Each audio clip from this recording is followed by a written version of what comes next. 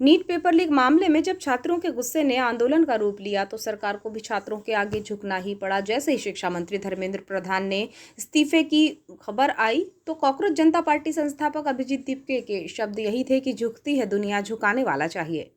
36 दिनों से चला आ रहा छात्रों का ये प्रदर्शन आखिरकार सफल रहा है। छात्रों ने चुनौतियों को स्वीकार किया, लाठी डंडे खाए, लेकिन फिर भी अड़े रहे। ये जीत छात्रों के विश्वास और देश भर के असंख्य छात्रों के शैक्षणिक भविष्य का प्रकाशमान करने की जीत है।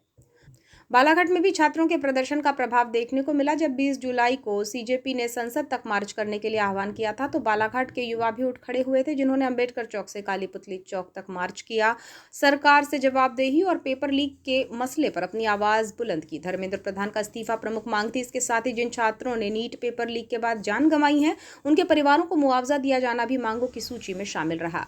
20 जुलाई को जब छात्रों से चर्चा की गई तो उन्होंने बताया था कि उन्हें कैसा भविष्य चाहिए, इसकी चिंता सरकार नहीं कर रही है। लगातार पेपर लीक होना उनके लिए मानसिक सदमे से कम नहीं है। यही नहीं, जब पेपर लीक का घटनाक्रम हुआ था तो हमने उन छात्रों से भी बात की थी। तब उनका कहना था कि कड़ी मेहनत कर पढ़ाई की है, अच्छे नंबर आने की उम्मीद भी है, लेकिन पेपर लीक सभी तैयारियों पर पानी फेर देने जैसा है।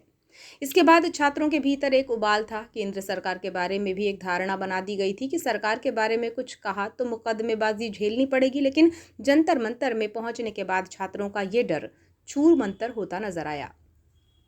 पुलिस ने उन पर हमले किए, हड्डियां तोड़ी, लेकिन नहीं तोड़ पाए तो छात्रों का हौसला वो अब जीत में बदल चुका है। एक शीत पेय कंपनी का वाक्य है कि डर के आगे जीत है, लेकिन छात्रों ने बता दिया कि निडरता और लाठी डंडों के आगे भी जीत है।